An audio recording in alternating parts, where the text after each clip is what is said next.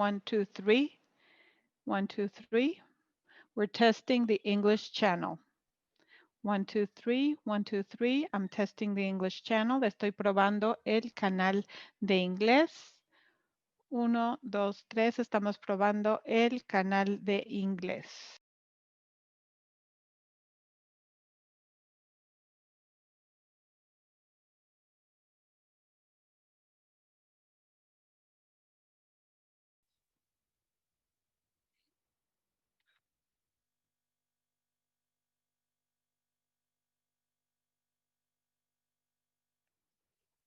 Hello and good afternoon. This is the 4th Congress of Peace Building with Gender Perspective, November 12th at 4 p.m. Mexico City. And we have this interesting presentation that is building patriarchy. We have different the points of view. And this conversation has been organized by Conversa's consultant with different members that are going to be participating. In order to moderate, we have Manuela Raza. She is founding member of Cometa Accountability in Gender, Budget, and Health Support Theory of Change. She's part of the board of Poder. She started in accountability from 2002 to 2007 to 2014. She was international partnership when she was coordinator of technical assistance with IBP. She had the opportunity of working with over 45 organizations, Africa and Latin America, in Mexico in the Center of Analysis and Investigation. She has worked internationally and national. She has a master in social anthropology and social research in New York with a degree of international relations by ITAM. Welcome, Manu. And welcome all the speakers. Thank you. Thank you, Elvia. Thank you, Katia, Ornella's consultant, for creating this important space. Also, the members of the panel here with us, and to everyone who is connected through the different social media. We are really happy to be in this conversation table that we want to thank to everybody that is going to be sharing experience and knowledge. We're going to be discussing something that is fundamental in our context, where we see more and more things, and we see more and more things of violence, different ways of gender violence. So today, more than ever, if we think what has happened in the south of Mexico in the past few days, today more than ever, it's important to try to discuss this, to bring it to light, and to see how we build this from the theoretical part as well as from a practical point of view. In this conversation that is going to last from now until 6 p.m., we're going to have the opportunity to see different approaches and to answer some of the questions or concerns of those who are listening to us. Welcome. This panel is wonderful. We have with us Christian Bloomberg, Katia Ornelas, Natalia Lane, and Ainet Perez de Rio. Welcome, colleagues, to this panel. And the way that we will structure this panel is we're going to have about 60 minutes listening to you. We're going to go from theory, concepts, and then we're going to get to the practical part of things. The theory helps us to set a frame, and then we want to know, what do we do with this, right? So let's hear to some of the things, how we answer to face this gender violence. And then we will have about 50 minutes to go more into a conversation among the panelists, everybody who is here with us this afternoon. So welcome. On behalf of all of us, I want to send a big hug to Johanna Turner, who is co-director of Center and Restorative Justice from the University of Minnesota. I'm sorry, Virginia, I'm sorry. But Johanna was supposed to be in this panel And because of personal reasons, she's not able to be with us. Joanna, we send you our best regards with solidarity. We're going to miss you, but we're going to be thinking about you. So I'm going to start, first of all, with Christian Wimberg. He is an anti-patriarchal attorney. He has been working for many years in these topics, and with different organizations and collectives in important areas. And what he's going to be talking to us, Chris, is about this regulatory framework that happens with Me Too, and then how this has been evolving. And let's not forget, Chris, maybe a little bit of more information, more theory, and how to approach this. And with this, you're going to be framing the conversation so we can listen to the experience that is going to be brought to the table by Natalia and Katia. Thank you, Chris. You have 10, 12 minutes. And when you're getting close to the time limit, I'm going to raise my hand so you know that you're running out of time. And you have the floor. Thank you so much. Welcome, everyone. I also have set my timer. The idea is that we're going to try to be very strict with time, and that way we can have 1 hour for debate. Hopefully this is going to be provocative enough to generate debate. And the same way that Manu introduced me, I'm going to talk about how Me Too has changed our lives and how this has changed paradigms in policies for the prevention and acting before sexual harassment at work. When we talk at work, like the International Organization of Labor Organization is the world of where we work. This paradigm of Me Too is materialized through 2 new standards in human rights, the International System of Human Rights. I'm going to mention briefly in chronology, because after this, Resolution 73 in the UN was approved, which is the first resolution in the history of the UN that talks directly and very explicitly the phenomenon of sexual harassment. A year later, Agreement 190 of the International Labor Organization, and it's the first international agreement against sexual harassment at work.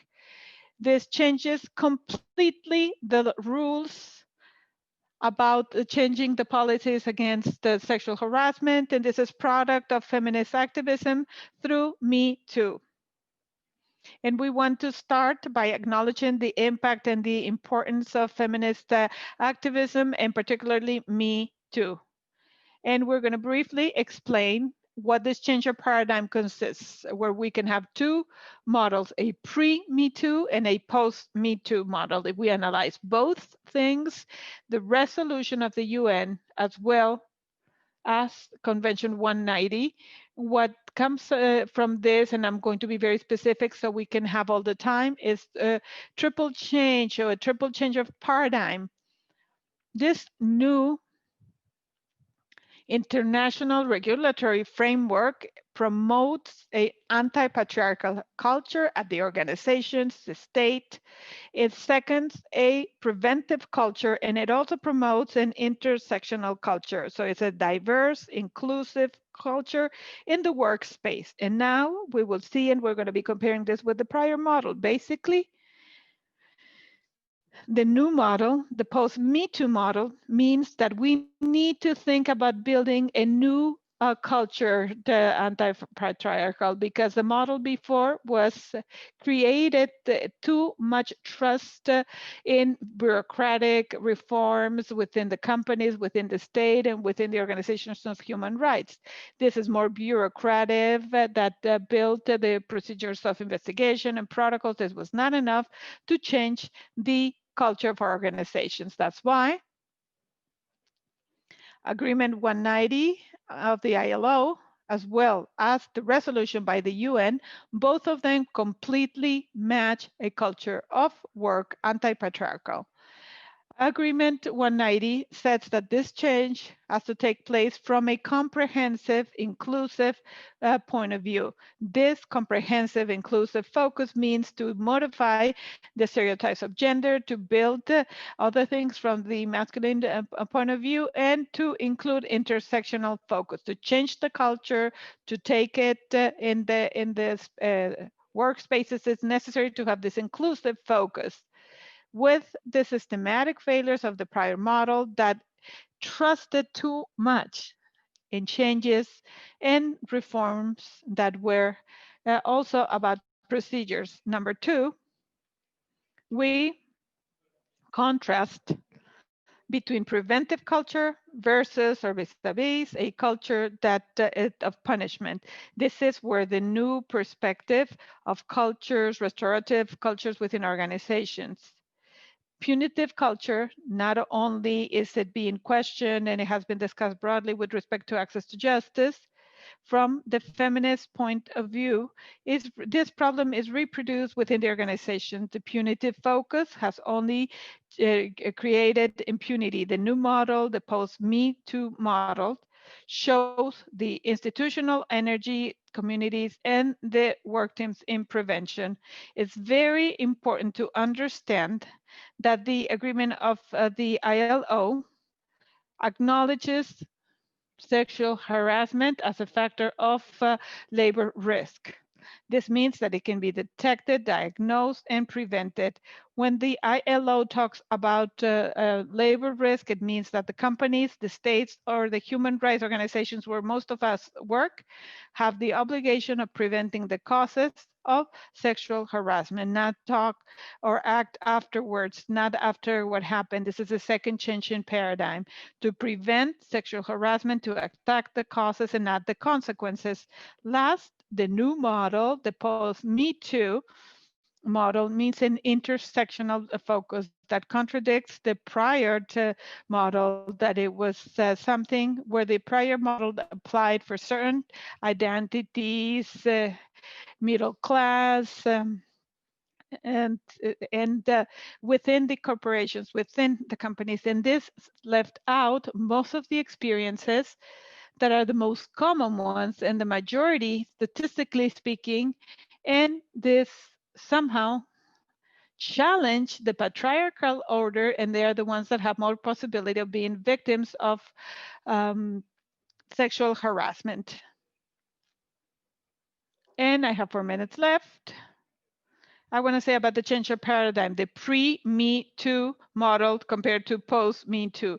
To finish understanding the change of paradigm, this is something that we have to assume in the new agenda, that we must assume, and with anti-patriarchal.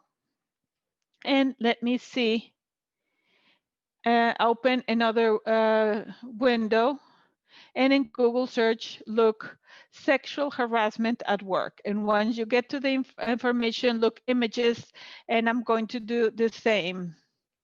I'm going to share that with you. I want you to do the same. And then go into images, and you probably are going to see the same that I see, that are these images. This is the hegemonic narrative of sexual harassment from pre-Me Too. It's elitist, normative, is focused in individual behaviors that are isolated, that are deviated behaviors, and not a cultural, patriarchal pattern of sexual abuse and expression of the masculine privilege. And of course, they're all white, middle class, cisgendered, heterosexual, and in general, they're asymmetrical relationships of power, but it's usually the one that leads work, that invades the private space of the person, and among most things without consent. This is what this panel is all about. We're going to try to deconstruct this hegemonic narrative that has left outside the most common majoritarian experiences of all those people that are not white, that are not heterosexual, cisgender, and they are changing the patriarchal order that suffer more sexual harassment. And in the social sector, especially, sexual workers. Agreement 190 of the ILO, the formal work of work, the image that has been exacerbated, but particularly the informal work of the social economy of work, because that's where most of the abuse of power happen, and work in the public space. I would say the work that is acknowledged as social work and sexual harassment and institutional violence and other sectors in the public arena. I want to close.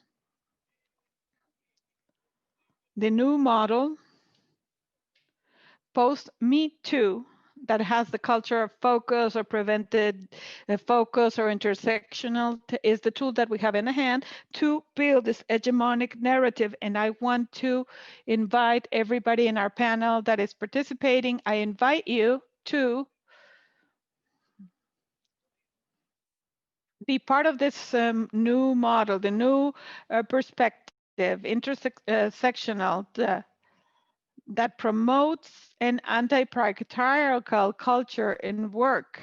And I want to close saying that I believe that males, we have a central role in anti-patriarchal cultures, for which we need to have public actions that are clear to avoid our participation or the partnerships that we have to create with communism are superficial partnerships.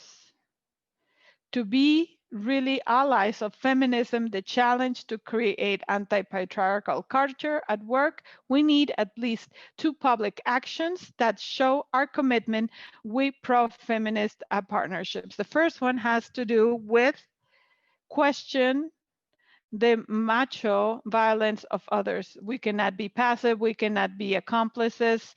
So we need to file complaints and act against this. And last, we have the responsibility of educating other men. Is the responsibility of men to educate other men, is not the responsibility of our colleagues. It's time to discuss this among men to create a work culture that is anti-patriarchal. I leave the floor to the rest of my colleagues so they continue going into this topic. Thank you, Chris, for this intervention. I think you leave a lot of things on the table. There have been several questions that arise, and I'm going to ask when the other interventions finish. I think we're going to have different things where everybody's going to have to want to go deeper. I thank you for inviting us to look at the problems. We're going to move now with Katia Ornelas. Katia is with a master in conflict transformation and peace building, and is the director of Ornelas Consultants, building effective relationships. She's an expert in the peace circles. She has a lot of experience in this, and we have worked in transformative and restorative justice with her. Katia is going to talk about the context of sexual violence in the organization of human rights and the turning point of what this has meant, and also to talk a little bit about restorative justice and transformative justice as paradigms and practices to create new culture of prevention to the inside of the communities. So to these new approaches, I think it would be interesting to hear a little bit more about your experience in this so we can understand why this focus are taking us a little bit closer. Katia, you have the floor. You have your 12 minutes. I'll tell you if you're running out of time. Thank you to the organizers and everyone here, particularly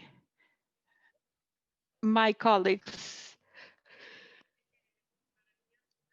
It was hard for me to discuss restorative and transformative justice On behalf of Johanna Turner, my friend, colleague, and mentor since the summer of 2010, when we met, when we were roommates at the Summer School of Justice and Peace of the Mennonite Eastern University. Unfortunately, she's not able to be with us due to a family emergency. So all my love and support to Johanna right now. It was hard to accept to talk about this, not only because of Johanna's history and who she is and her work from baseline organization, youth movements and racial justice, and in Washington, D.C., in the eastern part of the United States. But also, it's difficult to talk about transformative justice, a movement that was born in the fight of women of color before the structural and discrimination oppression, when this is born in the United States, being Mexican woman, uh, and everything about patriarchal culture, what it means, and the privilege that I have before other non-binary entities.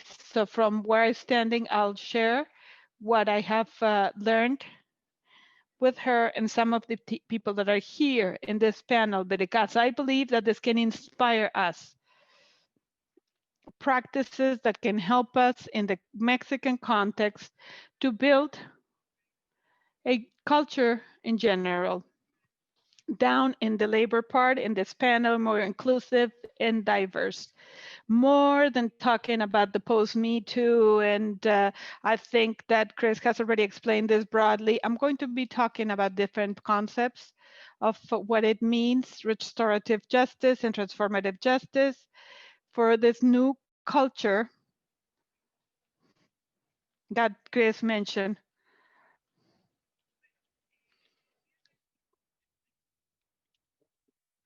I start by saying, what does it really mean? What does the security mean in the lives of people of color, or people that have a non-binary identity, or people from indigenous uh, origins, to explore the factors that mean the security, and how restorative justice is here to do a better job creating safe spaces, particularly for those that are marginated, is important in this panel. Along the way, as we learn what it means, safety for the communities that are more marginalized, we have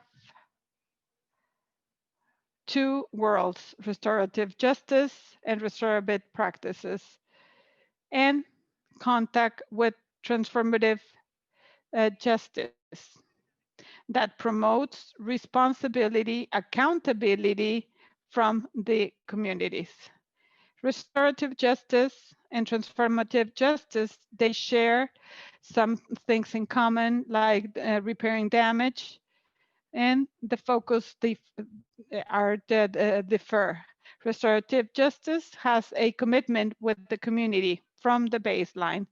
Restorative justice has a mediation between the communities and the state and other institutions. So it's important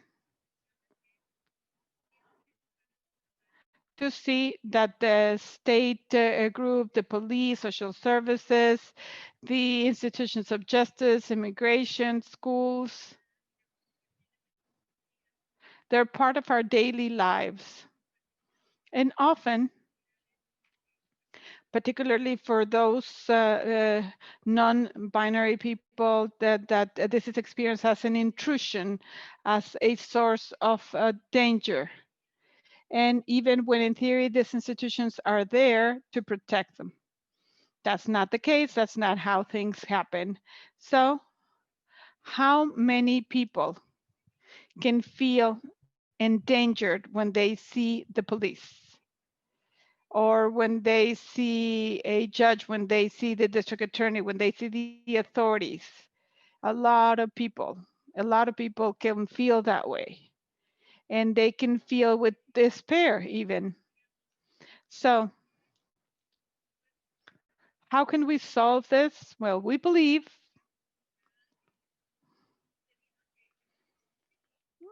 that since we have almost no control on the state power, on the institutions, we have no control because they have a history of attacking, of participating in a negative manner, endangering the lives of marginalized communities through countless forms of violence. So security, that was the first question that I was asking, what does security mean in the communities? The security that we deserve is not gonna come from external sources, it's not gonna come from the state. It's going to, it should come from our own communities. Johannan did chapter creating security for us in the book Colorizing Restorative Justice that talks about giving color to restorative justice in order to give voice to our reality. It's a really good book. I recommend it. It came out this year. There are different chapters in the chapter that Johanna writes with respect to create security for our communities. She mentions that restorative justice comes up because of needs that are detected in the communities and baseline communities of African American or the people of color to have all of this to generate accountability to the inside of the community and the organizations to make them co-responsible of protection and the safety of women of color and people of a gay community in front of the violence. Therefore, this might be understood as a marginal political element for secure, safe, and responsible communities. Another example of transformative justice is that it has a dual objective. On one hand, it guarantees justice and individually. At the same time, it has an impact on the exchange of transforming structures and social institutions that have perpetrated directly or indirectly through violence on marginalized communities. So this is a focus emphasizing transformation and liberation by also preventing intimate violence, interpersonal violence, and community violence. These are some of the pillars on restorative justice. How can they help us? This patriarchal system and labor cultures that are more diverse and safe and secure? How can transformative and justice serve? Because the punitive approach doesn't work. It has failed to generate security. It has generated more impunity and re-victimization, but it's weakened communities as well. Because communities, we are not co-responsible anymore of responsibility of our women, boys and girls, etc. So this is very important. This has weakened us. The punitive system has weakened us. And this also means that many times, even within human rights organizations, we see replication of violence practices that want to be changed from the outside. What we want to change outside then is replicated inside. So this is something that in restorative justice and transformative justice paradigms may help us to set this issue on the table. As organization and colleagues, we are co-responsible for security for everyone, particularly for different identities, those that are not normative. So in this sense, there's greater potential to change from the cultural side through practices and processes to combat sexual labor harassment and hostilities from inside the organizations through planning. Number one, preventing cases, having conversations and how we're going to be co-responsible to generate a labor environment which is more secure and safe. And two, in the processing of cases whenever this happens. And also three, to get others involved and to guarantee effectively the involvement of the community and thus be able to have more responsible and restorative cultures. In this senses, something that might help us is restorative and transformative justices. Finally, before I conclude, I know I'm running out of time. Let me tell you that in Mexico, we have some efforts that are very important. Nati will be telling you about them momentarily. She will be talking about efforts of transgender people, persons with whom I have participated with Chris and others in the creation of a model protocol. We've done this with other organizations for human rights protection, preventing and attending to sexual harassment and hostilities within those focuses or approaches that are more innovative and effective. Aide will be explaining this in a few moments, but we are at a difficult moment. It is increasingly easily to see how those violations take place. We denaturalize them, those violations, I mean, but I also think we're also finding other paths that are even more in our hands from the community, from the grassroots organizations, without waiting for structural changes. In the meantime, well, that's fine. We will continue working for structures to change, but in the meantime, let us make sure that within our working centers, our teams, our communities, we can be co-responsible for everyone's security. Thank you. Thank you so much, Katia, once more. What a shame Joanna couldn't be with us, but we really thank you for everything you've said, recognizing what you're saying. Sometimes you can't even say those things. How do we approach these issues?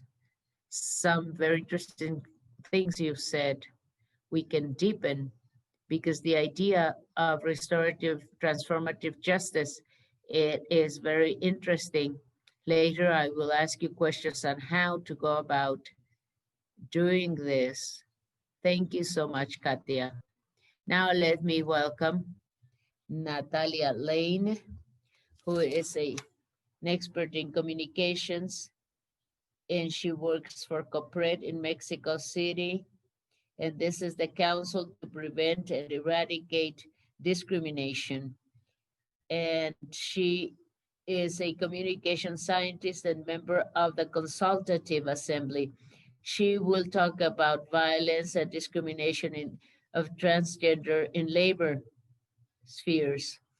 She will talk about strategies to prevent discrimination and justice in those spheres and towards labor inclusion, cultures that are more inclusive for transgender.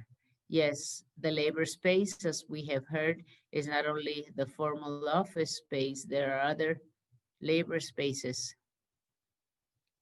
So maybe we could look at it. Welcome, Natalia. I will let you know when your time is about to end. Thank you. Hello. How are you, everyone? What a pleasure to be here with you. I offer my apologies beforehand, but my neighbors are now doing construction work next door. So if you hear any noise, let me know through the chat. Definitely, I think it is important to look at these exchanges of opinions on labor environments. First of all, I wanted to talk about inclusion as a concept, especially in this dynamic. It seems we see it all over. Inclusion, inclusion, inclusion. Everyone is talking about it. Let us remember this as a mechanism of oppression in mechanics of this ferocious capitalism that sees men and women subjects as something to be wasted and more than human beings and political subjects and subjects of right. On one hand, that's important for us to discuss because we have the idea of this false inclusion where putting a person transgender, black, white, of a high class, or a person without gender covers the quota, where in reality, our trans sex workers that live out in the periphery continue not having access to the spaces and processes of labor opportunities. That on one hand. On the other hand, I want to offer a contextual framework to incorporate something that I deem important. It is the importance of grassroots organizations, community experience. How can it help us build an environmental and labor environments that are more diverse, where there is no sexual harassment and no patriarchal violence? I think the community grassroots organizations from those collectives that are not legally formed and civil society organizations that are working on this for many, many years, well, everyone's had a lot of lessons that they have learned. And we have to look at that way of being able to give feedback through everyday experience because who knows better the needs of the populations that have been violated systematically than those organizations who work and collaborate every day in those communities at the grassroots level. Who knows better the situation of trans and people with stigma, people who live with disabilities or who live marginalized or at the periphery? That's important. In this sense, I think the fight for inclusion of trans people specifically in labor spaces and environments would not have been possible without the articulation of civil society organizations, of activists and human rights defenders. And I think it's also very important to incorporate that change of paradigm that Chris just mentioned on building patriarchy that would imply, first of all, starting to take this heterosexual characteristic from labor spaces. That is not to think like in this exercise through Google search that every person are heterosexual. And there's also a very specific narrative of violence, of gender, of the patriarchal structure that has to do with no gender bodies. When we think of a victim of gender violence, we think of a woman, a heterosexual woman, a student that's not a sex worker, and thus we generate a narrative of the good victim. Who are those who deserve and who can access that? And in this sense, sex workers, trans women, we've always been historically erased, deleted from those processes, especially in terms of trans excluding radical feminisms. They say that trans women are deleting women, and the issue is not recognizing political subjects of feminism, but rather recognizing the feminisms are intersectional and that the fight for patriarchal structure has to do with recognizing the diversity of women we are. And I think that in this sense, it is also important to talk about the context in Mexico on protocols. In 2018, in the National Electoral Institute, there's a protocol to guarantee electoral political rights of trans people in electoral processes of Mexico. And a year later, the protocol was implemented to guarantee the right to non-discrimination for identity and gender expression of people working at the National Electoral Institute. In 2018, there was a national protocol for personnel or staff working in the law enforcement systems of the Attorney General's office. And precisely that implies cases on sexual orientation and gender orientation and identity. This is important because they have a preventive character to know exactly what to do when we find ourselves with the case of a non-normative gender identity or sexual orientation, which is also non-normative.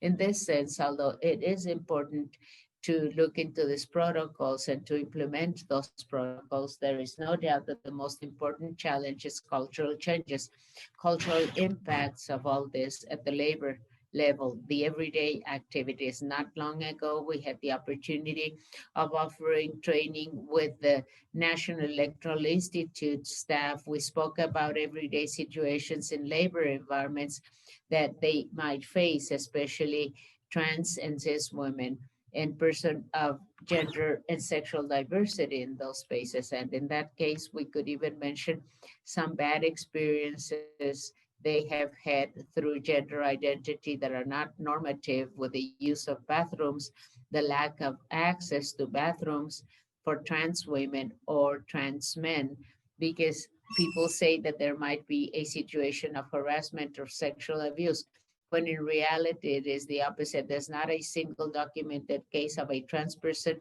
having raped or abused or violated or done any type of sexual harassment in a public bathroom against a cisgender person. At any rate, the opposite is what happens. The cisgender person rapes the trans people in bathrooms. So we can also talk about this part of consultative opinion. This is 24-17 that talks about the rectification process for data and gender marker and official documents. It is true that this is a good practice, and this is part of affirmative action in those levels that help us incorporate all those diverse experiences we are speaking about, differences of trans women, of people, racialized women, people living with disabilities or HIV. These affirmative actions help us to generate labor environments that are healthier and more diverse and inclusive. I don't like the word inclusive, but I will use it anyway. I'm fighting with this word, but there is this framework of in some states in Mexico, but here in the country, there are 11 states in Mexico that recognize gender identity of trans people through the administrative procedures. There are other challenges and cultural social obstacles that have to do with everyday treatment of these people. That is wrong names for the trans people, harassment, hostilities, and repeated occasions in which trans people we are not called by our names, the names we chose to have. So all these very particular characteristics in the social everyday environment of labor spaces, well, all this generates, and this means that trans people do not approach anyone. Trans people are not even in labor spaces. They're not even in education spaces because they do not become professionals according to the National Survey on Discrimination Due to Gender Identity and Sexual Orientation, CONAPRED 28. It says that 80% of the people who were in this survey said that they hadn't yet reached a space of professionalization or had had a job or had had this type of promotion in their jobs, and 50% talk about sexual orientation. So this gives us a very general scenario of what we can expect and challenges within those spaces to incorporate civil society organizations. And here, I think I'm running out of time, but I want to incorporate this good practice generated September of this year through a presidential decree in Argentina. My dear Chris can share this with us in terms of inclusion on trans labor opportunities. So public servants in the public administration in Argentina should be for trans or non-normative gender.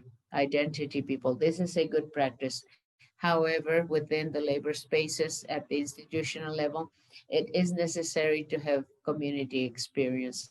For that purpose, there is no doubt that we need the mapping and identification of civil society organizations, those collectives that are working every day with those identities and populations to incorporate those experiences and to know directly from them what their needs are in the immediate environment. There is no doubt that this is an important issue to make it very inconvenient and to be able to give way to these experiences, to start getting away from this narrative on gender violence and on labor harassment that never incorporates gender identities in the social class and also in training sessions, even neurodivergences. I think there are very many concepts here. We would always have to recover from this intersectional perspective to generate safer, friendlier spaces for trans people, definitely. I don't know. If, yes, that's fine. Anything else? You have a few minutes. No, definitely. I think it's also important to discuss the fact we have to recognize the historic struggle of trans women and sex workers, everything they've done, everything they've incorporated in their defense for human rights and sexual gender diversity. We have to incorporate it to generate affirmative actions at the institutional level, but also generating social changes from the community experience. Definitely, there's a lot of work to be done, but I think my question or my invitation for people with us today is exactly trying to inconvenience people through the labor spaces and desexualize those spaces. We cannot take anything for granted of everyone we work with every day. Thank you so much, Natalia, for provoking us. I think I'm so called by your intervention. Yes. And the cis males for certain changes of attitude and everything else. But I think that to generate this change, we have to approach those issues. Thank you so much for provoking us.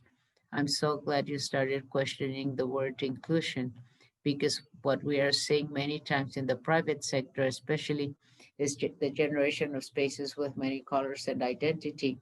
But this, if this doesn't go hand in hand with power, then what good does it do?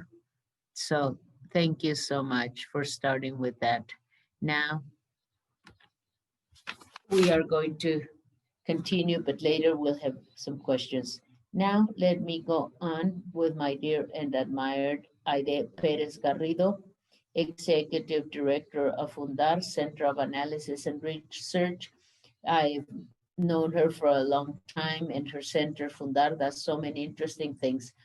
This is a civil society organization devoted for many years to human rights, accountability, citizens' participation, among many other activities.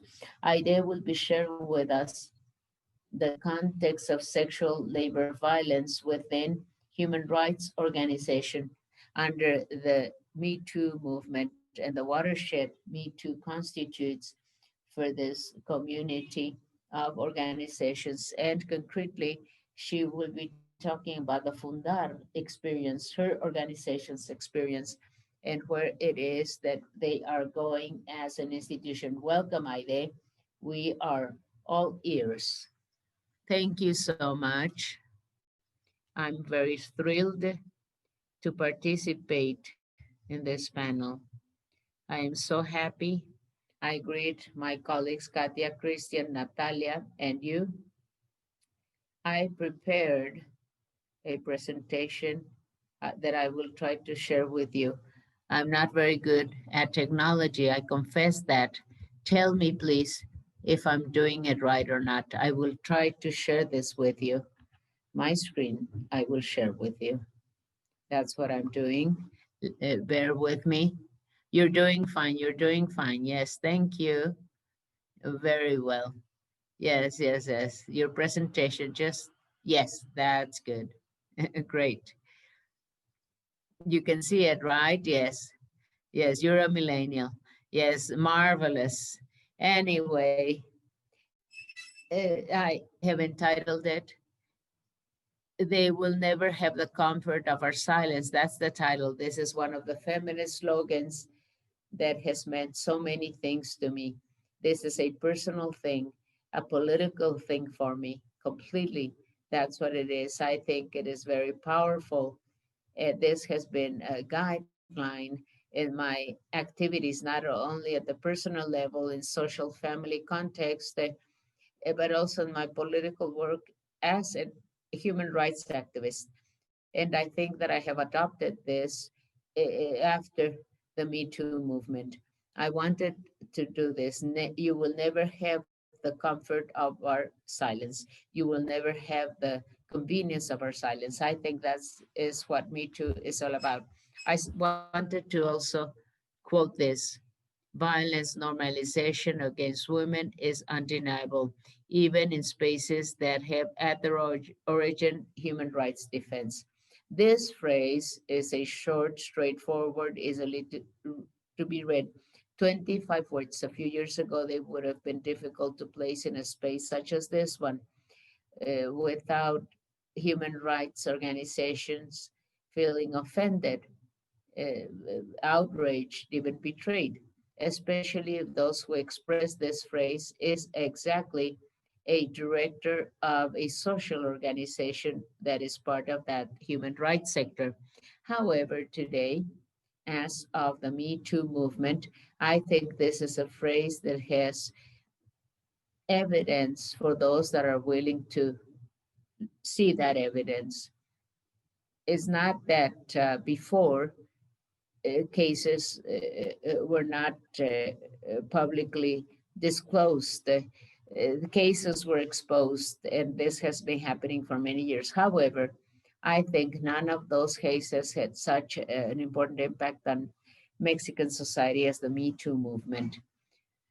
As you know, in less than 3 weeks, we had over 2,000 claims of violence, harassment, and sexual hostilities against men of different sectors, human rights defenders with prestigious careers, and members of organized civil society. March 22nd in Mexico, that's when this movement was generated as a Twitter claim against a writer. I'm sure we all remember that. He battered, threatened over 10 women. That same day, we heard and we saw different accounts claiming harassment and hostilities against men of different sectors, filmmaking, advertising, publicity. I don't think there was any sector not included. So that's how the Me Too activistas account started publishing many claims, defenders of human rights, activists, etc., and on Twitter. Now, I think reactions showed two realities that are very clear. First, patriarchy is ferociously defending itself. It is not ready to give up privileges.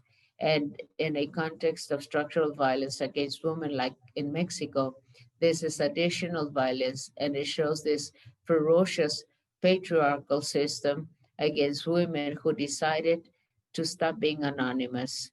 As Katia said, and I fully support that, at least in structural conditions we have in Mexico, in terms of justice systems,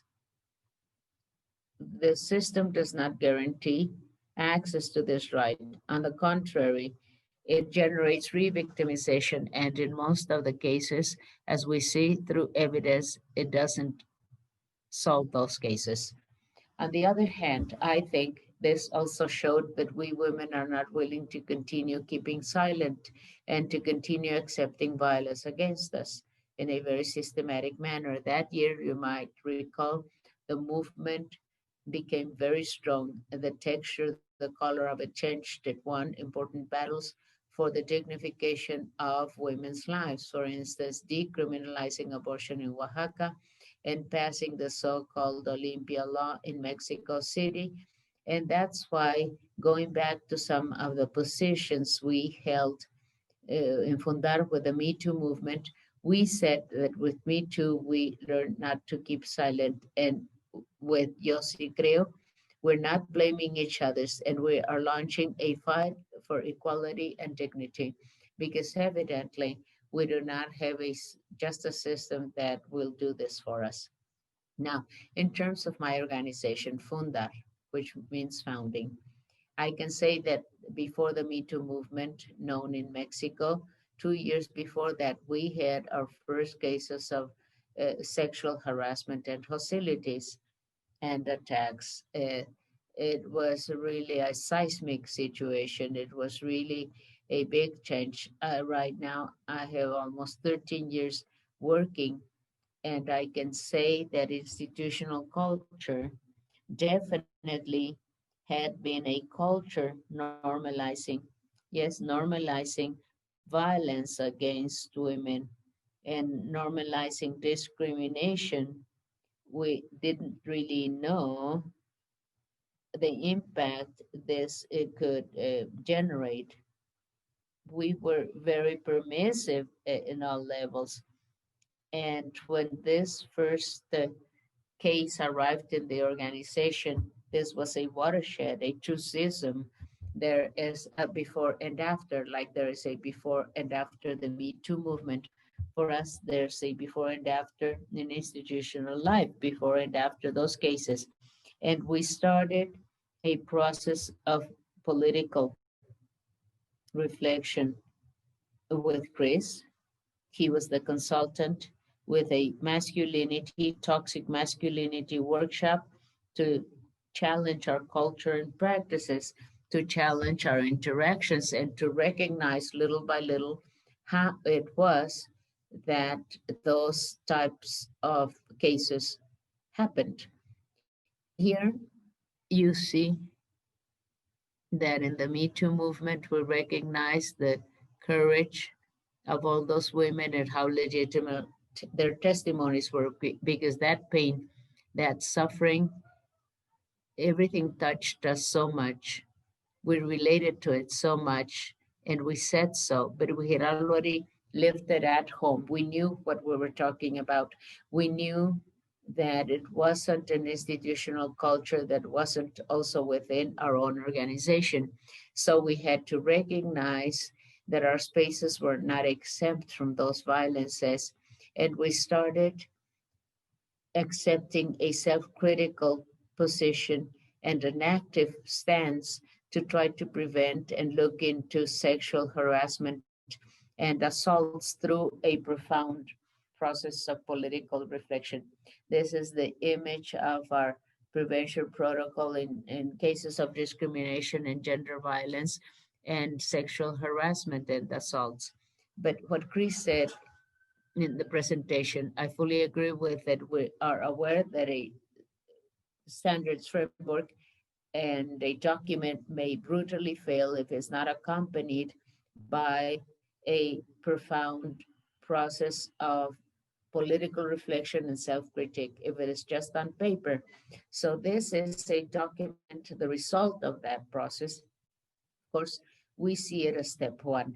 And of course, our work has not concluded, far from it being so, but we have to recognize violence and be able to deepen and understand them to start changing the situation. And on the other hand, in this process of reflection, we had to see that the enemy was at home. And as Katia said, coexisting with this inconvenience, this anger and rage, accepting that the sector defending social justice, human rights, defending victims of grave violations on rights, also reproduces the same discrimination, violence, and the same grievances. So at the institutional level, we set out not only to do work inside the organization, but to start exploring forms to contribute actively to transform institutional behavior of those human rights sector, not because we're naive mm, we know the challenge we face, and thus we can contribute on this actively because we do have the determination and the decision to do this, thinking that this is something that will surely take a few decades if things work out, if we are lucky, but with the purpose of consolidating spaces that are free and safe for everyone, men and women. Obviously, in the human rights sector, we have so much work to do. And in the sector of human rights, this patriarchal system is entrenched and rooted. If you look at the boards of the human rights organizations and the assemblies, in effect, it's full of activists and human rights defenders that are so prestigious and so known throughout the world. But I would even dare say, I'm not going to generalize, but I would dare say that there is a majority that haven't interiorized an intersectional perspective, a gender perspective. They have not gone through a process of challenging their own privileges or recognizing that the sector has been created as of violence against women themselves, women that are working in this sector. It's really a terrible thing to accept this reality. But we believe in my organization for that the enemy is at home. If we don't think of how we can change labor cultures, institutional cultures, obviously documents and protocols are going to be completely insufficient. In this sense, as Katia said last year, 8 human rights organizations, we started a collective process in the same direction of critical analysis of participatory research. We have not only learned from models that have worked or models that have not worked, but we have also set on the table our own experiences, our own cases, and we have reflected on them. And this work, on the other hand, is taken us a year. By November of this year, it will be a year. We have this model protocol after all this work that we hope will become an important input for the transformation of the sector.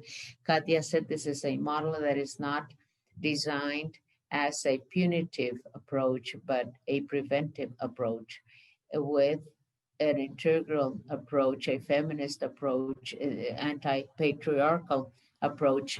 Our dream is for it to be good for the organizations so that they might use it, adjusting it to their culture environment so that we can start little by little for it to become an obligation for the different organizations. That is for the organization to start reflecting and to start challenging things with a mechanism in which everyone participating in a labor relationship with that organization, for them to know that harassment, assault, discrimination will not go impugned, because that's what's allowing the continuation of those cases of harassment, discrimination, and assaults.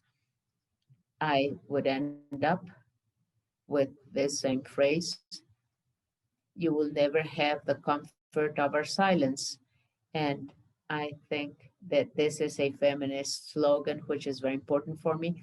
But I could also tell you that this and all the other slogans you can see on the screen are very powerful, strong slogans. And my sisters in Fundar and all my men and women colleagues have high hopes that feminism may start pushing patriarchal reality and generic masculinity to start building relations of respect, of equality that are more fair and just for everyone, men and women. That's the end of my intervention. Thank you so much. It will stop sharing my screen, and please bear with me. All the patience you had when I started sharing it. I don't know how to take it away. I think I did it, right? Yes, you've done it. Yes, thank you so much, Aide, for this intervention, for this presentation. And first of all, I truly thank you for being so candid, so frank, sharing your concrete experience in Fundar. This is a very important experience. There is institutional silence if we don't speak out, if we don't recognize this from the sector itself, saying this is happening and how we're facing this, then we continue contributing to those silences that you are pointing out. Thank you so much for sharing your concrete experience with us from the Fundar organization. So now it is 5:08 p.m. We still have some 50 minutes to continue. So let me read some comments. Here I have one. Mariana is saying, good afternoon. What interesting perspective on this issue. It is so vital for us to look at under the light of the reality we live in to dismantle patriarchal systems. This is immense work, but we're on the path of doing this. Someone says, excellent presentation. Thank you so much. And now let me start out with Mariana. Mariana is saying, yes, naturalizing sexual violence against women cannot be forgiven. Different labor environments, it's important to look within organizations. That is right, Mariana. Let me start out, colleagues, with some questions so that we can start conversation among all of you. I have a question from a colleague watching, Jimena Antillon, and then I will add some other reflections as I was listening to your words. Jimena wants to hear from you, Natalia. What is your critique on the discourse of inclusion? Why are you critical on that term?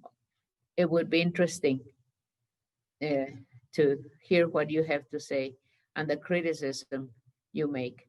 This is important. So this is your question, Natalia. And then I have two additional questions for all of you. I mean, if anyone wants to answer them, that's fine. Chris, you in your intervention said how this post-Me Too context with these new paradigms, what they were inviting us is deconstruction of masculine privilege. That's what you said. So a question here, Chris, for you. This is a question which is quite practical for me. How do we deconstruct masculine privilege in contexts like the Mexican context? And we have a few examples on this that are truly macho or male chauvinist, and many times males dominate the space. Males dominate not only private spaces within organizations, but also public spaces. Where do we start, Chris? I think this is a question that might also be relevant. I would also like to hear from Natalia. How do you approach this? How do we deconstruct this chauvinist, male chauvinist? The patriarchal system is defending itself ferociously. Another question for you, for Chris and Katia. Can you comment on the failure of the punitive approach? Why does the punitive approach fail? And I'm asking this because just as we have the civil society sector with reactions and efforts as the one described by Aide, we have seen in other sectors how they have protocols and they continue having a punitive approach. So how do we convince them that this approach is not the appropriate one, and why? What do we do so that they can move more in this direction of the restorative approach, transformational approach? Those are some of the questions I wanted to throw at you, and you have space to answer. It would also be interesting to hear your perspectives, and then I will go on to other questions from the audience. Please go ahead. Nati, why don't you start with a question on the inclusive, and this paradigm regarding inclusivity or inclusion. Well, before anything, I want to thank you. We are learning collectively so many things. I think my head is exploding because of everything I'm hearing. But when we talk about false inclusion, I wanted to incorporate it through an example. In recent years, we have found in the different activities done in civil society organizations, in companies, in private initiatives, public initiatives as well, we have found an interesting phenomenon. C6 is tokenism. It is like a symbolic participation of populations that are historically forgotten, but it's not necessarily translated into a real change. It is not translated into a quality of life which is favorable for those populations. So then I find many times with invitations, obviously, this is not a case in point, but I find invitations of companies that are convening trans people like me to participate in activities to celebrate sexual gender diversity in this capitalist framework and this pink washing on LGBT or gray pride, a bunch of cisgenerous white men, really good looking, high class, kissing and celebrating themselves. And they're inviting us to those activities to have a false representation, a fake representation. But when you start scratching their protocols, guidelines, and the labor activities that they do every day, you realize that there's not even a single trans man or woman.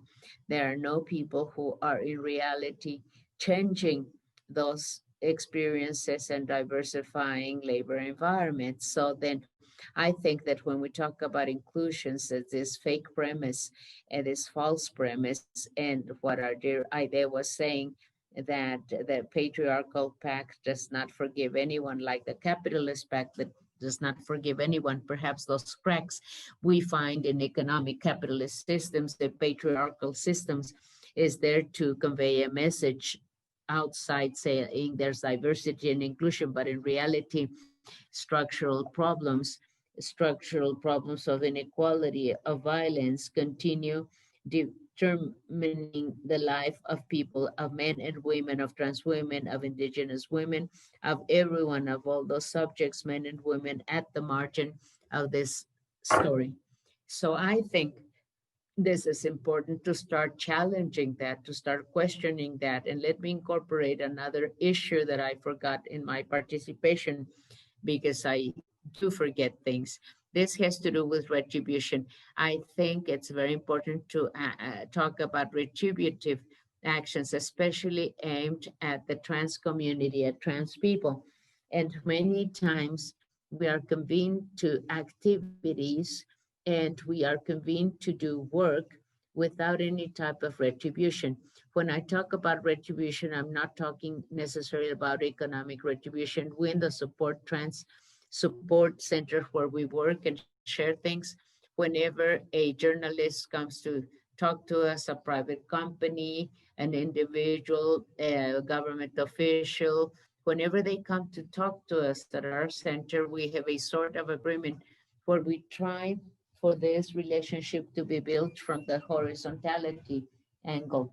How is it that they can contribute so that contributions of inequality, the structural gap for trans people to be less? This could be an economic donation and even volunteer work or taking food, for instance, is something as basic, especially in times of pandemic and in these times of inequality, especially in populations like women and migrant women, trans sex workers.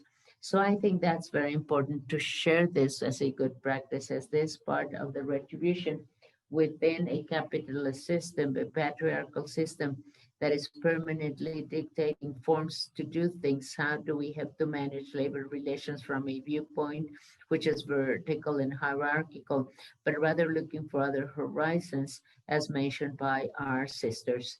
Thank you so much. Thank you so much. That's why I wanted to hear from you. We're so interested in everything you say because we also question our own language. And sometimes we say we're feminists and we say we're this, we're that, and that we do not discriminate against anyone, that this is not the case. So thank you so much, Natalia. Now, what about the other questions? But let me add another question for Aide. Well, you can decide whether you want to answer it or not, but let me ask you this question. How was this process in Fundar? How did you start having this deep political reflection to face this case and start moving and transform labor culture within the organization? What challenges did you face in your team? How did you face those challenges? What was this process all about? And I'm asking you because there are many organizations that have gone through this or they're going through this, and not necessarily they know where to start in this process. So I think the starting point is of the utmost importance. And I think this is an experience that may be of great help and lessons for many of us here. So I give you the microphone now for the other questions that we have already set on the table. Chris, Katia, who would like to start out answering? In the meantime, I am waiting for more questions. Let me answer this one on deconstruction of privileges. This is not only for males, but this is intersectional. It has to do with an entire intersection of privileges. Let me briefly say, as an anti-patriarchal educator and defenders of human rights, that deconstruction of privileges is a political process. It's not done at the individual level. It's not only at the professional level, but it is especially a political thing. And this means that we have to work with the definition of privileges in political social terms. The privilege has to do with belonging to a group. So privileges have to do with questioning group privileges, facing the group, and even I could say that how am I going to participate? For me, for instance, I have the privileges as a white male, middle class male, and this intersection of privileges. Oppression is intersected, but we also have intersection of privileges. And this is the way we have to see it. It's a matter of questioning privileges of my group, and this also makes me have this confrontation with other males. So anti-patriarchal alliances are measured right on the territory. For me, a partnership for them to be true males, because partnerships and deconstructions allow us for light versions with no color and no sugar to them. So I think that to be true allies, we have to face the macho violence and we have to educate other males. So basically, this is the true deconstruction, authentic deconstruction. This is materialized in political collective practice. This is not an individual. It is a political process through public action. If there's no public action, there is no alliance, because then anyone could be an ally and everyone can do deconstruction. Deconstruction is an ongoing process. It is permanent. And for this, I will give the floor to Katia. We have to understand this punitivism is an illusion, the illusion of punitivism, of punitive security. This is patriarchal, and it is the state and the different organizations and the ethics committees that define this. There are innocent victims and guilty victims. The only innocent victims, the good victims are, according to that image we're able to get from Google, are those white, heterosexual, divine young women. This is not reality. Victims of sexual harassment are trans, migrant, racialized, lesbian, butch women, and the different patriarchal labor environments. So all those victims are not in Google because they're bad victims, therefore they're not victims. No one can harass them. They deserve to be harassed and assaulted. This is something they deserve because they're permanently sexually predisposed. This is the stereotype. And what we are saying is watch out with this punitivism at the state level, but also at the organizational level, because we have to deconstruct all the privileges and patriarchal practices in the institutions for investigations. Let us guarantee that investigations not re-victimize and construct this image of good and bad victims. So it's not recommendable in patriarchal societies to have some type of illusion saying that punitivism will serve justice or guarantee justice. Yes, thank you. Thank you so much. Yes. Katia, would you like to comment on this from everything we've heard in this panel? Then Aide. And then we will be waiting for more questions from our participants. Yes, thank you. To go into failure of the punitive approach, we have to have a critical position or stance. We have to have a political stance as well. We have to have a critical stance questioning whether this has really worked or not, to change problems, to transform issues, and to solve problems. When we place ourselves in this critical stance and we are asking, this implies a personal questioning process. The answer is no, it hasn't worked. For us to accomplish transformational changes, to prevent and to attend to these issues in the appropriate fashion, and to look into violence and discrimination that we're talking about. So then the punitive system, as Chris said, is a patriarchal system to start with. In its origin, the punitive system has a failure, a flaw for transformation at the cultural, social levels and for unity. I mean, this has a flaw. It's not there to prevent. The punitive system is not to prevent anything. It is not there to learn something. So the learning process is a step previous to the deconstruction process. If we don't go on that path, we're never going to have deconstruction that we're talking about here. This is not made to repair, to solve absolutely anything. This is not made to transform anything. So what's it made for? If it's not made for that, then what's it made for? What is the punitive system made for? To punish. The punitive system is made to punish. And then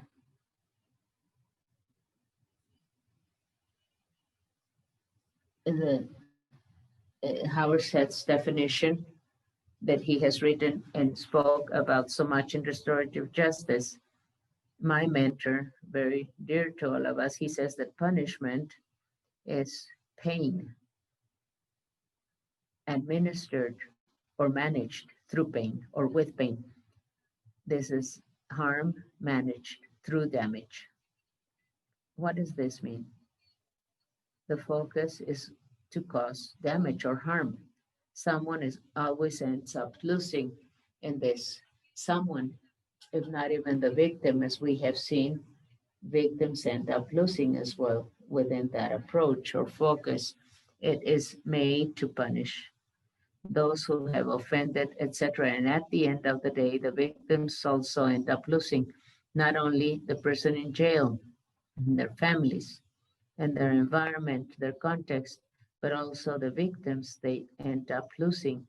So for me, it's very important to position the fact and understand that those that continue believing in those illusion, in that illusion, as Chris said, that the punitive system will generate solutions, well, those people do not have a critical stance.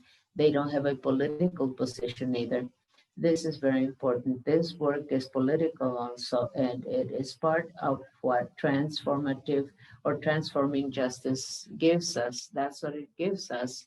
We need to have a political position, thinking of ourselves and thinking, how do we want to protect each other, care for each other, and how are we going to be preserved and honor dignity? How are we going to be doing this work without depending on hierarchies. Something else here regarding the problems for the punitive system is that it is a hierarchical system.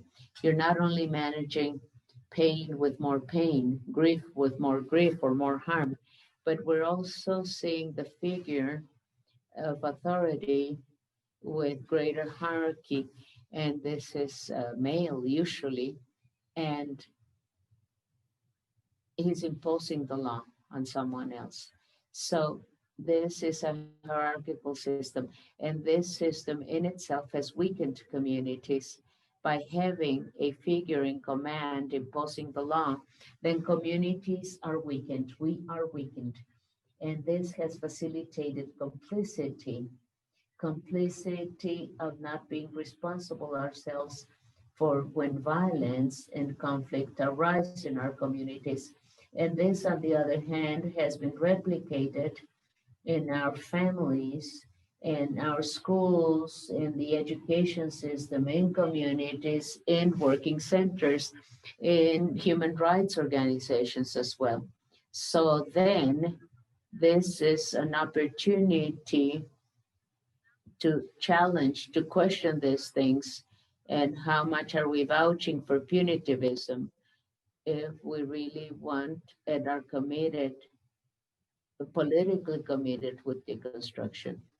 Thank you. Thank you so much, Katia. Before giving the floor to Aide, Chris, there's a question in the chat. Could you read it, please? So that later after Aide, you can answer this question. This is a question for you, Chris. You have it in the chat. It's quite a long question. Please look at it. Aide, let me give you the floor to answer the question that I was asking in a very concrete manner. If you want to react to any of the other positions or questions, please go ahead. I would add another question. Excuse me. What about the intersectional transformative approach as a protocol? As an intersectional approach. There are examples of this. Could you tell us about this? That would be very interesting for everyone. You have the floor. Yes, you were asking about the process of profound political reflection that we had at Fundar. I was saying not only through the Me Too movement, but through our own cases. I could talk about this 2 hours, about the challenges we have had and continue having institutionally, internally, but also in the organization, which is part of a broader movement.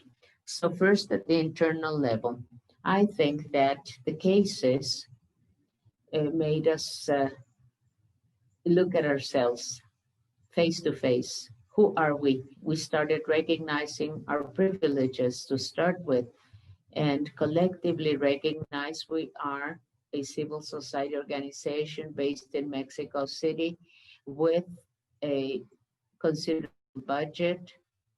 If we look at the rest of the situation of civil society organizations in Mexico, and our team is not too diverse. That is, we have a team of young people with important academic studies. Most of them are very similar in terms of age groups, social conditions. So recognizing that, and also recognizing that when cases take place or took place, we were not prepared for them. We didn't have a mechanism, we didn't have a policy, we didn't have a committee, we had prepared nothing. And this shows, and this is being self-critical, when you're not prepared for something is because you don't think it will happen or it will not happen to you. And we were not prepared for something like that. So another challenge was that we had to process those cases, of course, according to our own best understanding and our own convictions, political convictions, and the principles of human rights we defend and know. But this is not a simple task. It's not simple to look into cases, building the mechanism to look into those cases at the same time. Perhaps this is one of the most important challenges, because we're talking about people we love. We're talking about brothers and sisters, friends with whom we have shared our lives. So Chris was saying, what does it imply? This partnership, this alliance and political commitment, what do they imply? If there's no action, there's no partnership. If there's no action, there's no political commitment. I agree with that. So how do you go about processing cases with the participation of people that are close to you, that are very important for the collective? How do you go about balancing, weighing different guiding principles of human rights in due process, but also the right to confidentiality within the framework of the victims, together with a team like the Fundar team, which is a team, and you know this very well, a vigorous, vital, strong team with accountability and transparency. How can we go from there to say what happened, when did it happen, and why did it happen? And we also have to weigh in a common well-being, taking care of the victims. I would dare say that perhaps this is the first time in the almost 20 years of our organization, Fundar, that the team does not have all the information it wanted to have. The first time, because one of the principles is that there's transparency and accountability. So how can we explain rationality and making decisions? So we had a major well-being or good, and this was difficult to process by the team. And I could talk about many cases, but let me go on to Fundar as an organization which is part of a movement, a human rights sector as well.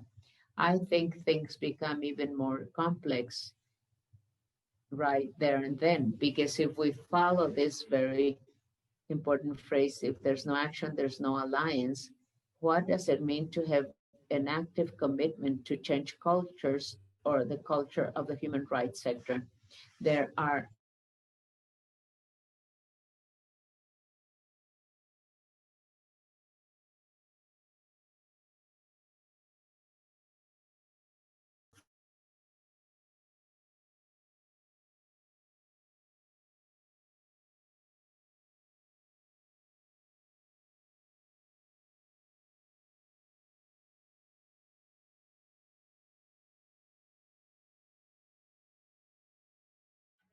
So I ask you,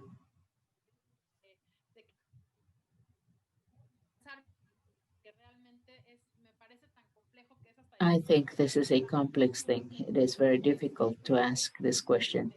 Chris, please. And if anyone else wants to answer, please.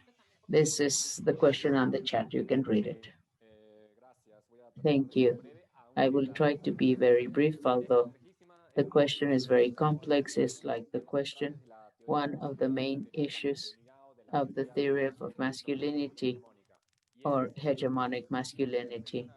So from the intersectional perspective, also in the masculine category, there are different types of men. There are more privileged men and underprivileged men. When we talk about the privileges of masculinity generally, when we talk about it with other men in masculine circles, there are many men who say, what privilege are you talking about? I work 14 hours a day. I'm criminalized by the police. That is right.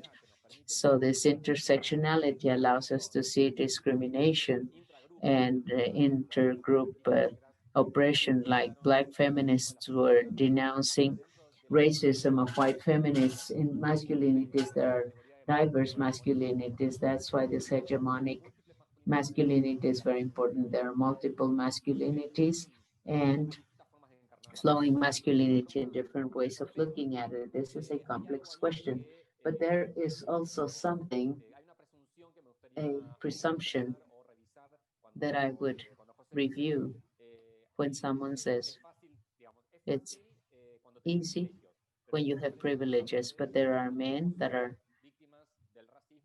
harassing people that are also victims. This is supposing that harassment is in the popular classes or in the low income communities or in the shanty towns. This is not true. Harassment takes place in power circles where there are more privileges and more power. The state corporations and human rights organizations, but also in the popular classes that reproduce practices of more hegemonic masculinities. It is false that more privileged masculinities are not harassing others. They are harassing and they produce other forms of discrimination and violence. The difference is that the only ones that can be criminalized are masculinities of the poor people, of low-income families, of indigenous, etc., because they embody the victim, the category of the good and the bad victim, who's a guilty, the aggressor, the attacker, with a privileged body in general that has impunity guaranteed, and then their bodies, the poorest ones, are to be criminalized. And this happens in penitentiary systems in Latin America and the United States. This is a very complex question, Jose. Thank you so much for asking. I think it's become more complex with my answer. I answer a complex question with a complex answer. Thank you. We have 15 minutes for our panel. So I am going to launch a last question for the panelists. You've all spoken of different interventions on the idea of cultural changes, deconstruction of patriarchal systems, of male chauvinist systems in terms of intersectional identity. This has to do with cultural changes. If we do not accomplish that, it will be very difficult to fight this in practice. And you've mentioned conceptual tools, and you also spoke about, especially Chris and Natalia, and normative and public policy progress being made internationally and also in Mexico. And we need more guidelines for this. So where are we at right now, colleagues, on the path towards cultural change? What do we still have to do? What is missing? What can we expect to act as a catalyst or a change medium term? I would be very much interested in knowing this. I am not an expert on this. So where are we at right now? I'm not an expert on this. What is still missing for us to go towards this cultural change? Because it seems very difficult to accomplish this. However, everything you say points at this direction. So what are we missing still? What can we expect short term? Please, Nati.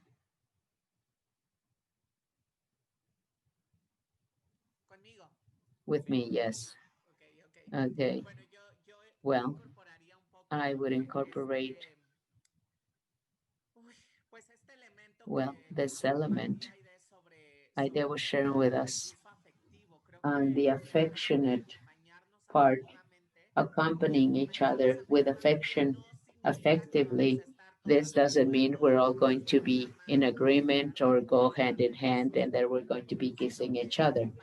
It means that accompanying ourselves implies also generating uncomfortable conversations within the different feminisms. If we talk about community work, we haven't learned perhaps to face those conversations that are so uncomfortable.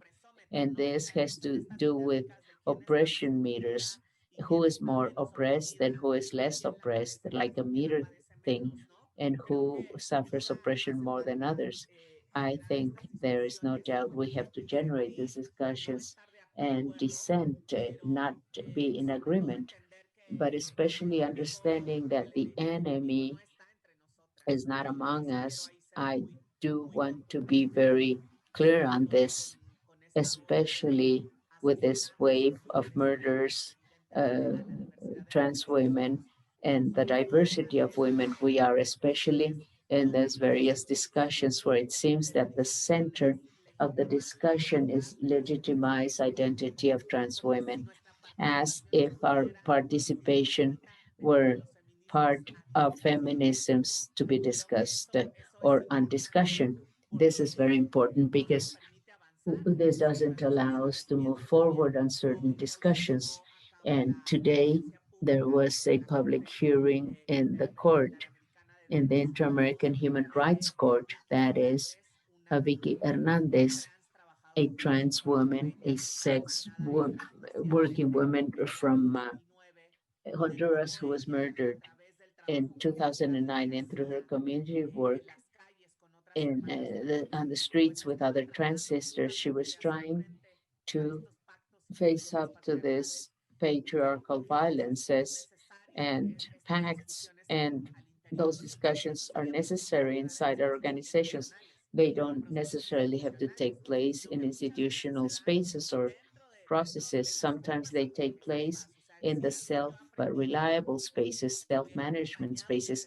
If there's something I have learned in my community work through sex workers is that within us, within ourselves, because I'm also a sex worker, we generate our own strategies. Sometimes we don't even look at these concepts, but it has to do with survival, body. And sometimes just to put something on the table so that they don't kill you in your own attempt. So we have to accompany ourselves with affection, and this will generate very inconvenience and a lot of discomfort. But we are learning because we are at a point of history, specifically in Mexico, where we hadn't yet reached those levels. I do see how people are fed up in the different levels of participation of the diversity of women we are in public spaces. Last March 8th, this is talks about a junctural historic process that is accompanied by this process of the pandemic and growth of gender violence in the private spaces. I think it's important to take advantage of this juncture for us to start generating those conversations among us that are quite uncomfortable. That's for sure. Thank you so much.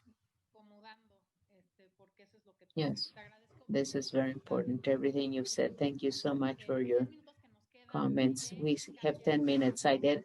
Katia, Chris, where are we going to with this juncture, with this situation we're in? I know this is not an easy answer. Well, I want to say that the most difficult thing for me is the cultural change we're talking about here, because we see this figure of the iceberg of violence, the macho violence, but also so many other types of violence, racist violence is the same thing, general oppression. The iceberg right on the tip, outside the water, you see what's visible, the crime, the offense, something that has been defined as unacceptable, reaching feminicides even. But the bottom part, inside the water, that's the cultural thing. Nati, I don't think I could say it better than she says it. The mocking, phobia, phobic, phobia against poverty, people in conditions of poverty, and nicknames that are insulting. This is the most complicated thing to change, I think. But at the same time, I think that's where we have more hope and more places that we can use for our work. As Nati said, in the grassroots communities, this is mere survival. And many times this is done. Many times this is not accomplished, but that's because there are more powerful bodies and hierarchies that impose themselves in this work. However, that's where I think we are at right now. And I think that this week it was in the social media, this forum on women's participation. It was just men, heterosexual men participating. That's what it seemed. It was so how grotesque. And that's good that this is coming out. This is no crime, right? But I am grateful to have those types of things sometimes that are so grotesque, because that's the way things are. That's what under the iceberg, that is what sustaining major violences. So this micro violence All this part, I think, in the organizational spheres, in the private sector, that's exactly where we can work. I have high hopes that we're starting to understand that situation, that we are not just expecting just as institutional changes, because we're now starting to understand that the system we have in Mexico is a punitive system. That's what it is. And I've worked, you know me, those of you who know me know that I've been working for changes for this to be more inquisitorial, but that's what continues being the adversarial system is extremely punitive. And that's what we have in Mexico. This is very important. And we have high hopes that we can work on this from the prevention angle, looking into discussions challenging our privileges. And I think that at least my perspective is that restorative justice frameworks and practices teach us so many things. They're telling us how it is that we can do things. Something which is key for prevention is accountability. We are needing accountability so much so that we can be subjects to accountability of how we exert violence at all levels, but especially in this organizational sphere as such. And we have to accompany each other, that's for sure. As Nati said, not just hugging and kissing each other. No, we have to understand we want to do what's best and we want to work for the healing process. And if we see that punishment is just more violence that begets more violence, then we have to look for other mechanisms for violence really to end up in the healing process. And that's what we're asking and screaming, asking for it. We only have 5 minutes in our panel. So, in those 5 minutes, Chris, could you comment on this? I would close with Aide. Yes. A white male will not be closing this panel. Obviously, obviously. Yes, that would be a contradiction with everything we've been saying here. No, no, no. Of course, we would never let that happen. Not a white male closing this panel. Never, ever. But let me just say, 2 minutes, Chris, a minute and a half only. I coincide fully with Nati in the historic moment we're in. It is very difficult to think about the future. I think we're all very optimistic. We believe that we're going to be able to destroy and tear down patriarchal systems. No social movement has been created from that in the last 50 years period. That's all I can say. Feminism is the source of inspiration for activism and to transform the world. To conclude, well, yes, in violence research, this author says that heterosexual men and cisgender kills and harasses and assaults not a body, but a dialogue with other men. This is a dialogue with hegemonic masculinity. This is space they give other men to reinforce a pact of masculinity, the Semen Pact.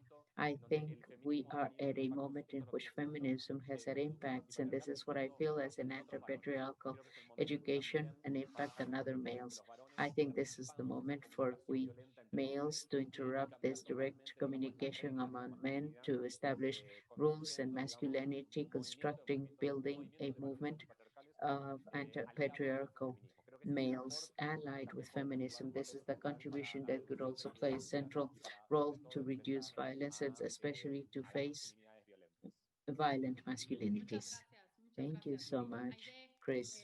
Heide, you have the precious task of closing this panel that has been so interesting and intense in this exchange we've had. I give you the floor, Heide. I want to close as an echo of what all the panelists have said. I fully coincide with Natalia on the enormous need of accompanying us each other affectionately. It's a complex struggle, a very harsh and difficult struggle. If we don't understand each other that way, if we don't have the commitment of accompanying ourselves, I would say without this oppression meter and also this feminist meter, whatever it's called. The enemy is not within us. We have to, we cannot romanticize partnerships, but we do have to have an affectionate component that's anti-patriarchal.